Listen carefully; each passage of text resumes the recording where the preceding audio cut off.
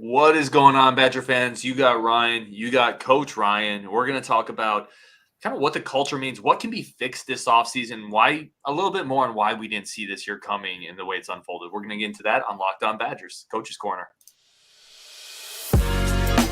You are Locked On Badgers, your daily podcast on the Wisconsin Badgers. Part of the Locked On Podcast Network, your team every day.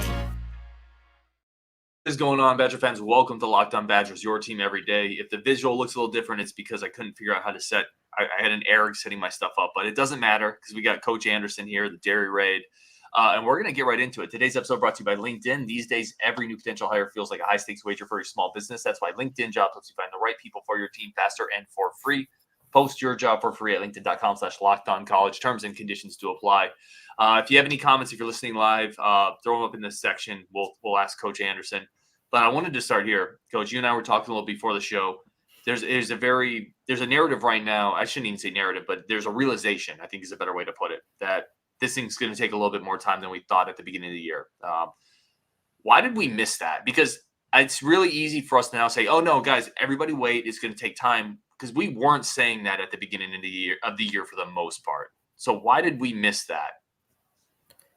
I think, for one, I think the staff, Coach Fickell, the support staff that he has built are incredible salesmen. They built a hype around what they are doing to build excitement in the program, something that we haven't had in the program in a couple years at least, but real excitement in the program. It's been a while. And I think it was important for them to build that excitement, to start winning the fan base. I don't think they promised anything that they couldn't deliver. I think they just gave us the ball and we ran with it. Yeah. And, we were all caught up in it. I was as well. And because it's exciting. It's exciting to be excited about Wisconsin football again. And it's been a while. And now that we're getting to the point in the season now and we're seeing the results, is like, oh yeah, this is the team that was always there. And no matter how much hype there can be and excitement, the team is what it is. And unfortunately, we're seeing the results of what the team actually is. Let's get into some comments. Tyler says, let's go. Dom says, hey guys, fire guard. I know this is a football show. How much do you follow basketball? I've never even asked you that. Oh, yeah, I follow it. And I'm not in the fire guard camp. I am in the you should have hired Tony Bennett from the beginning camp. But that's just me. I am an old school Wisconsin guy. I know we had mentioned in the Discord a while ago talking about Badgers, and I talked about Kirk Penny and and Mike Kelly, and everyone was like, who the hell are you guys talking about? And then, as if the gods were smiling upon us, that was the same day that they hired Kirk Penny. But yeah, no, I love old school Badger basketball, and I get really frustrated watching. So I've been a couple recently. Yeah, a little bit. Yeah, I didn't catch last night's game, but yeah, no, I'm not. Yeah, I'm not in the fire guard camp, but it's interesting, the parallel that you could see with football and basketball is like, Greg Gard was, the basketball's equivalent of Jim Leonard, the hand-picked successor, the long-term guy in the program with no experience. He gets the job, and maybe that's what we're reaping what we're sowing. Maybe they didn't look ahead and expanded the search to find the right guy. They got the Wisconsin guy, but who knows? Well, and we could do a whole show on Greg Gard. Maybe we will. Maybe you and I will schedule a whole show for that. It is a very interesting. Let's see, DJ Maytag. I want to get into just some of these comments because we don't do a lot of live shows with Coach. Fire the players who aren't giving their all. Run off everyone who doesn't want to be here. I want to kind of take that, and we talked a little before the show. How much is fixable in this offseason? So now I feel like we've had a reality check, right? Like there are some holes on this roster, and there's some young players that we're really excited about as well. We believe in this coaching staff. I know you and I do. But there are holes on the offensive line, defensive line, receiver. There's depth at running back. Tight end needs more depth. How much of this do you think is fixable in one off season? Well, with the transfer portal, it's a lot easier than it used to be. And that's why a lot of the comparables people have made to Michigan with Rich Rod and Nebraska with Bill Callahan, and how those big transitions offensively failed because it took time to get their players. They could go into this offseason with a shopping list and pick out what they need if they want to go that route. They could blow out a big chunk of the roster and bring in people. What that will do for culture, that who knows? That probably wouldn't be the best thing to just completely blow out the roster. But there are some definite needs that they have to address in this offseason, and it can't be just done with high school recruiting. Like offensive tackle, I think you're going to need to bring in another quarterback, an experienced quarterback, at least as an experienced guy in the QB room. I agree with that. Yeah. Let's pause there for 1 second, because I think that's an interesting discussion. I think if Braden Locke had run with the job, then maybe you go into the offseason saying, I don't need that veteran quarterback. But he didn't, for whatever reason, and I don't think he was given the best opportunity, the best situation around him, but he didn't run with the job. Mordecai's going to be gone. You got to have a veteran quarterback on this roster, right? Because you need someone in case the young players don't develop that you at least believe can manage the offense at a bare minimum. Yeah, and you need a guy who can be that. Well, it's like the NFL backup quarterback, where he's an extension of the coaching staff, and he is that guy who the young quarterback can go to when they don't want to talk to the offensive coordinator or get in trouble for not knowing what they don't know. And it could literally be going to, Phil Longo going to North Carolina and finding his fourth string quarterback from 2 years ago, and just like, hey, I might not have a scholarship for you, but we'll make something work just so they can have an experienced arm and experienced brain in that room, which I think would be really important. Let's go get Marshall Howe back. Like, he looks okay. Why not? Right? Bring him back. Yeah. I 100% agree. Adam Otto says, excited to get you live on Been Asleep for a lot of them. I want to throw a couple questions if we get here. This one is from Tyler Strieber. Coach, why does it look like we only have 5 plays? Obviously, we have more, but they don't look the same. I've heard variations of this question in different ways, Coach, asking about where's potentially the creativity, how are we scheming people open? We've talked about this in various ways, but what would you say to Tyler's comment here? Well, it's not only 5. I'd say, Phil Longo has said, I think he carries about 28, 30 plays. And those plays have variations, tweaks off each other. I think we saw that this weekend against Northwestern, is they ran a lot of similar concepts that to the naked eye look like the same play, but there are variations where they make little adjustments and you get a different outcome. Like we saw, for example, we saw a lot of the crossing route from the slot receiver, the mid cross coming through with a post behind it. And then we saw variations where we saw it with Will Pauling, where he ran that crosser. Then as he passed the linebacker, he angled up and almost took it to the sideline and took a different angle. So the number of actual plays is relatively low in comparison to a lot of teams maybe who run. I guarantee you the Paul Christ offense had more pages of passing plays than Wisconsin had this year, period. But the plays that are in this system are they stack on each other. They're multiple, but you know what I'm trying to say? You can multiply off them. So you have a base concept where a route can change based on coverage, or a tag can be added to adjust the route, or run plays with several different RPOs and accesses add to them. So instead of learning this entire catalog of plays, you learn 10 or 12 base plays with 10 or 12 tags on it that can be used in different combinations with each other. So that keeps the system simple, but also keeps it able to be adjusted to the opponents that we're seeing. Now, unfortunately, the problems that we're having is we're not getting defenses to play different looks against us because our receivers can't get open. Offensive line isn't blocking so well. So we're only getting certain looks, and then that's not causing some of the adjustments to be made on the fly. Yeah, that's well said. I mean, at the end of the day, everything kind of looks the same when it's not working, right? I hate to simplify it that much, but it is a little bit of it. We're going to take a quick break, come back with Coach. A couple more comments, including one from Commandant. Coach, what is it going to take for you to ever say fire a coach? We're going to ask that next on Locked On Badgers. But first, we're going to take a quick break for our friends of the show over at LinkedIn. Today's episode brought to you by LinkedIn, our good friends of the show. These days, every new potential hire feels like a high-stakes wager. You got to hit it out of the ballpark. You got to get the right people in. Coach knows that. We're going to talk about that this offseason. You got to get the right people in the portal. You got to have the right people on your team. You have to build the right culture.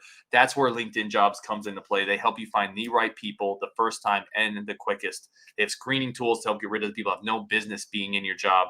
And it's why small businesses continue to rate LinkedIn Jobs as the #1 site in delivering hires versus leading competitors. LinkedIn Jobs helps you find the qualified candidates you want to talk to faster. Post your job for free at linkedin.com/lockedoncollege. That's linkedin.com/lockedoncollege.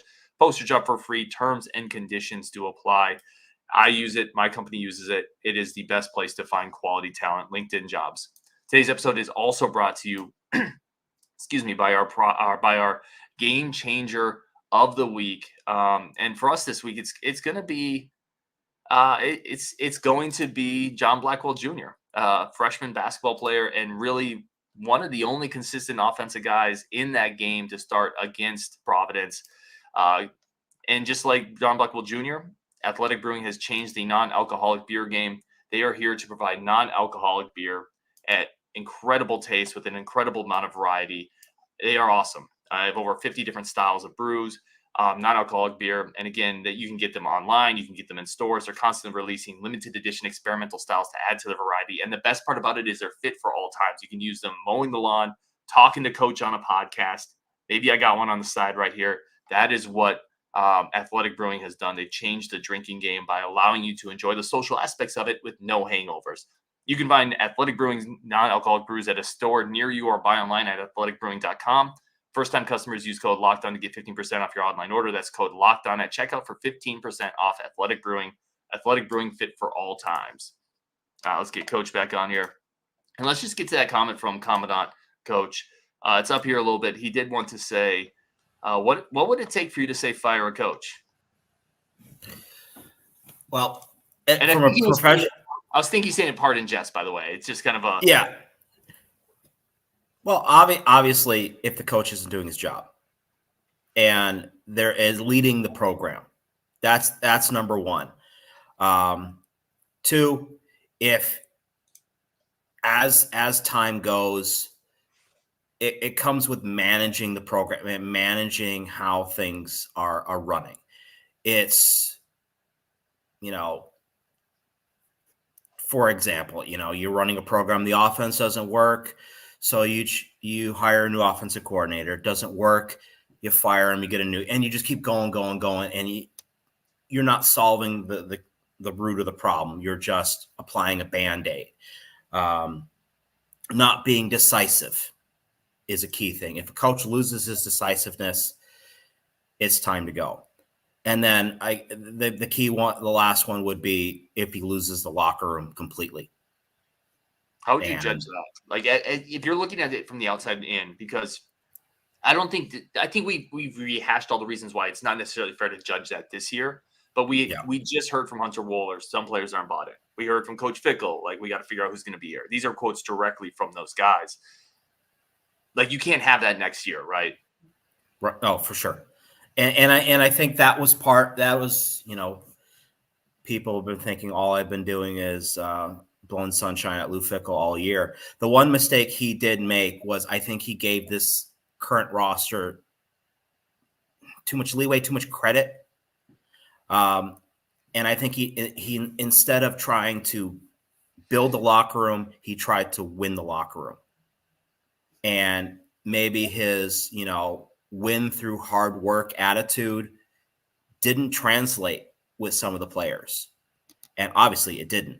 Going back, I saw the clip today, Scary Alvarez putting up his interview with Hunter Wohler from back in the summer. It's like, he's tough, he's strict, and he works fast. And I think he went in with that attitude, and I think he thought that everyone would buy in. And not everybody wants to do that. And unfortunately, that was kind of a problem. That, to me, that's not so much he's losing the locker room.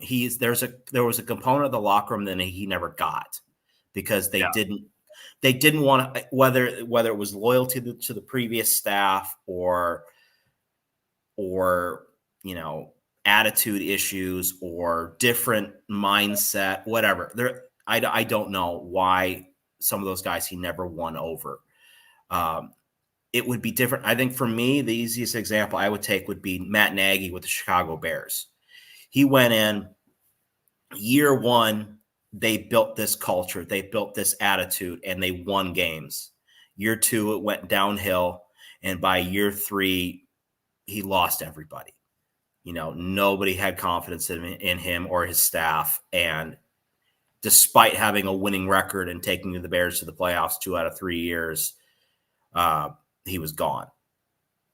And that's going to be something that Luke Fickell has got to be thinking here, because he's not going to get, I don't think he's going to get 3 years to turn this to like completely redo things. He's not going to get another mulligan next year. There needs to be improvement next year. And if there's not improvement next year, then there will be year 3 will be either you get this done or it's over.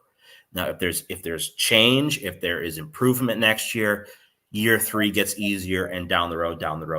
And I have all confidence that will happen, because that's his track record. Well, I want to talk about that in a second, and what that improvement might look like with a harder schedule and how maybe you gauge some of that. But first, I want to go back to your previous point about Luke Fickell never getting some of the locker room. And you had mentioned something about, I'm not sure 100%. I think, to me, this is something that I completely overlooked, and I take the blame for that one. We never talked about what if this doesn't click right away, because 85% of that roster is Paul Chryst guys, right? Mm-hmm. Luke Fickell brought in this, and Longo and Tressel, they brought in 12, 10, 15 transfers and a few late additions to recruiting class, Allegro, guys like that. But most of this roster is Paul Chryst guys, and it's really easy to kind of buy into Luke Fickell hype in the offseason. But when things started to not go well for 18 to 22-year-old young men who are not quite as mature as people are when you're 30, 40. That's not a knock on them. I'm more mature now at 40 than I was when I was 18, 19, 20.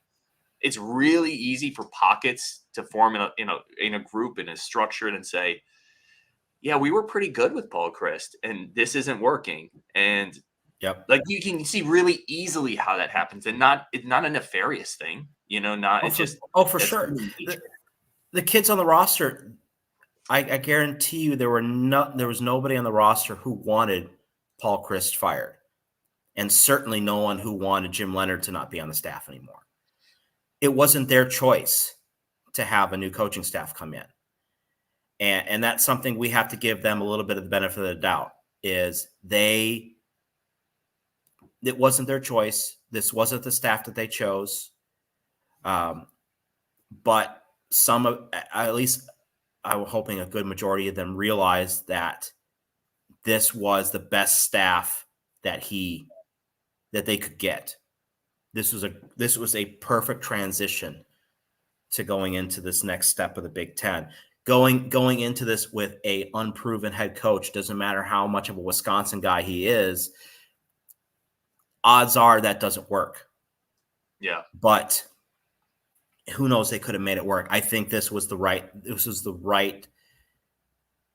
time to make this, to take this risk, I guess is the way to say it. Because if you didn't, it is what it is.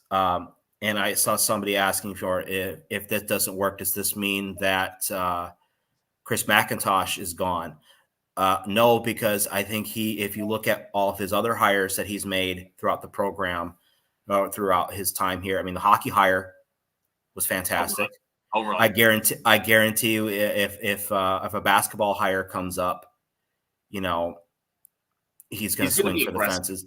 Like, he's going to and with the administration and stuff like that, as long as the athletic department is making money and making more money than they have, and he's leading, this new frontier with the NIL, as long as the program's making money, they don't care what just one program does.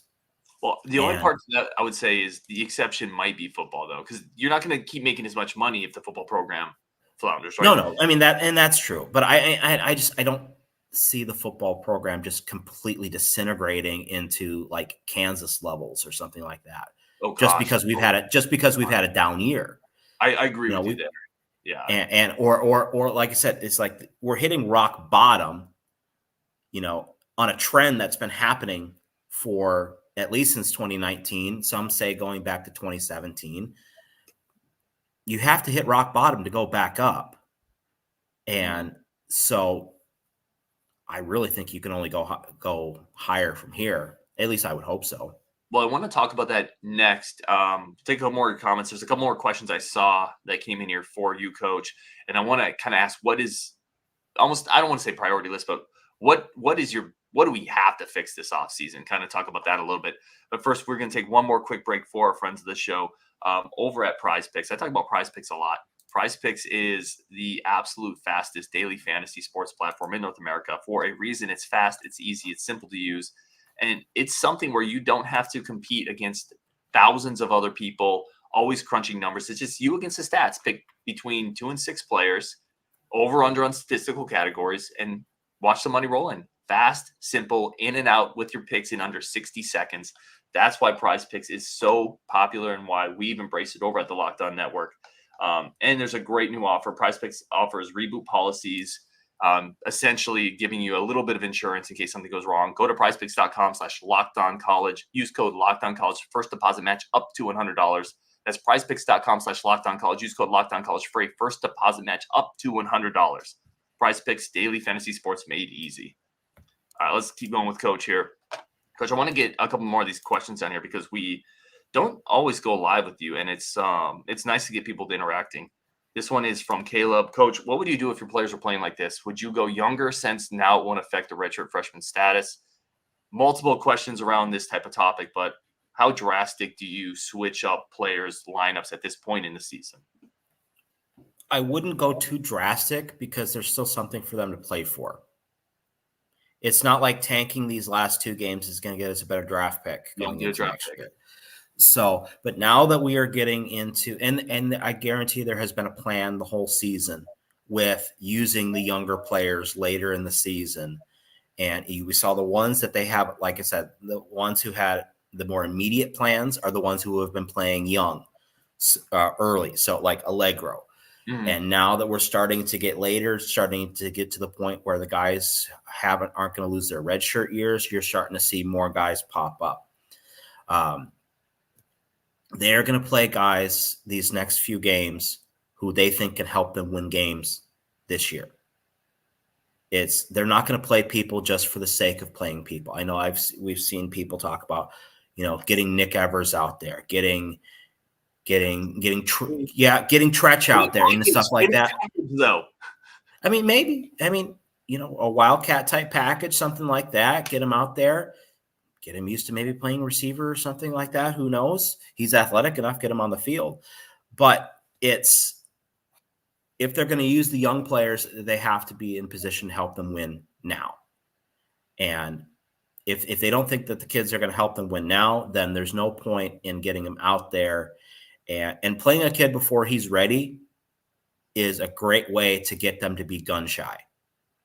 And, you get him that his welcome to college football moment in the middle of a packed stadium.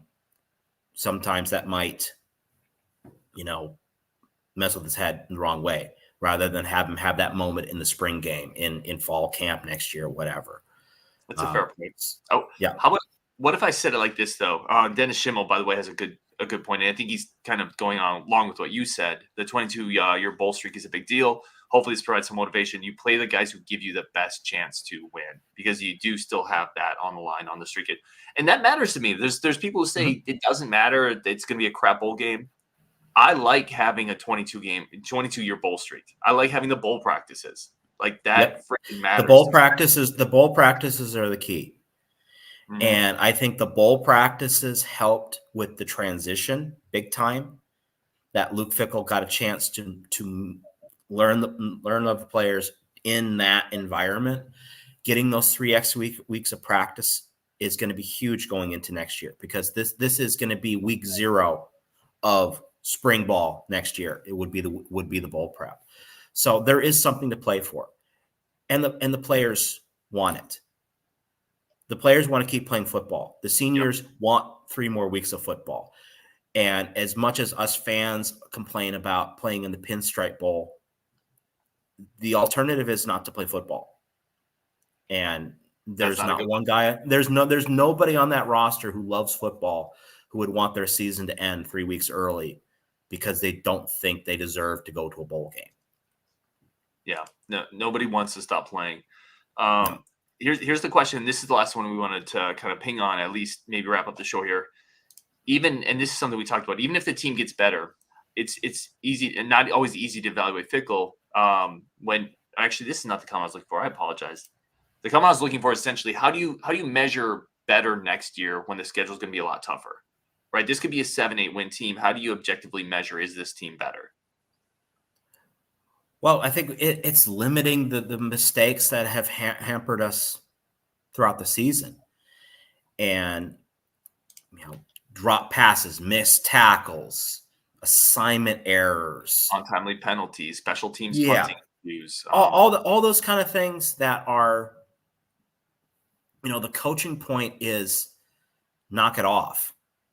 It's there is no special coaching point to get people to stop dropping passes, because they catch a million passes in practice every day. Yeah. So it's stuff like that. It is being more competitive and being competitive playing at a faster tempo. It is being able to dictate the way the game is played. That will be ways that we can see improvement. And the schedule will be tougher next year, but we have proven in the past that we can play against the Blue Bloods. I'm not scared of the Blue Bloods and all these new teams coming into the Big Ten. Remember, they have the same difficult schedule as we do. Mm-hmm. I agree. So, go ahead. I was going to say, I'll give you one that if I'm looking at next year, trying to gauge, is year 2 in Fickell's in the Fickell regime better than year 1? You can't have too many performances like you had against Northwestern or Indiana. I think that, right? Like if Ohio State beats you, I don't play Ohio State, but if USC gets you or some of those stuff, I think that's understandable to a degree. But you can't go down 24-3 against Northwestern level teams, right? That stuff needs to stop, and it needs to stop after this year. It's winning the games that we should win on paper. It's being competitive in the games that are close and winning some of those games. And it is playing your brand of football against the big teams and not let the situation break your team. That will be a measure of success. I think if we, another year in everything, learning the system, the strength and conditioning program, people getting to know each other, a lot of that stuff will go away. And then also another year of knowing the players, another year of bringing in people to fill holes in the roster will help scheme, will help decision making, will help everything. And there has to be a leap from year 1 to year 2. And if there's not, then there is a problem. If there is not a leap between year 1 and year 2. Neza says, "Oh shoot, you're live. We missed in this. What's up, Neza? It's always good to have you here." Commandant says, "I'm not concerned about the bowl streak right now. We just need to weed out the bad apples. That's job number 1 for Fickell." Coach, I want to kind of wrap it up here. I definitely want to give you the opportunity, again, continuing to put out good content on your channel, continuing to put out some fun stuff there. You're also kind of working with me a little bit on subtext. That's going to keep going, which is really cool if you're in that. But what else do you have cooking on your show? What have you done recently? I saw there was a fun, in a morbid way, video after the Northwestern game. Yeah, well, I had more fun making the thumbnail than anything with that one. The thumbnail is awesome. Yeah, I'm trying to mix it up a little bit. I mean, I'm still making my breakdowns. I think the benefit of not being able to get full game, because I'm too cheap right now to pay for the Big Ten Network to get the full games. I'm too cheap right now for that. But getting these highlight films it goes a little faster. Try to get the tempo up a little bit, but then it also gives me more time to work on the more, philosophical, more editorial type stuff. I put one out earlier this week, commenting on something that I've been seeing a lot of people talk about is Wisconsin in position to become the next Nebraska? I watched that. It's really good. And the short answer is no, because we weren't Nebraska to begin with, so we can't become the next one. But also kind of talking through that whole scenario is like who, Bill Callahan is not, Phil Longo is not our Bill Callahan. We didn't hire our Bill Callahan. There would be other candidates that would more fit that more drastic change in philosophy. I mentioned a couple in the video. So yeah, I'm trying to do stuff like that just to kind of, one, it gets a little repetitive, saying, oh, another drop pass. Oh, Jack Nelson missed another block. Oh, Riley Nelson fell down again. Saying the same things over and over gets to be kind of repetitive. So yeah, trying to branch out a little bit. Doing my interview with Colton Bartholomew, that was a great discussion about the offensive line issues. Hope to do more of that stuff in the future. Yeah, just trying to do a little bit more, just because not everybody is there for chalk talk all the time. So mix it up a little bit. It's awesome stuff. I watched the Nebraska one. I saw the Colton one. I think that the Nebraska points are really well said. I've never thought we were in danger of that, and I don't think we're anywhere close to that right now. So no, it's a completely different situation. It's not even close, and we don't have national championships. That's very key. Someone commented that it's like you can't compare it because we don't have the national championships. Also true. All right, we're gonna wrap it up there on Wisconsin. We're gonna talk again tomorrow. As always, go check out Coach Andersen, the Dairy Raid. Subscribe to his YouTube channel. Puts out great content. You guys already know that if you're watching this show, but on Wisconsin, and we will talk later.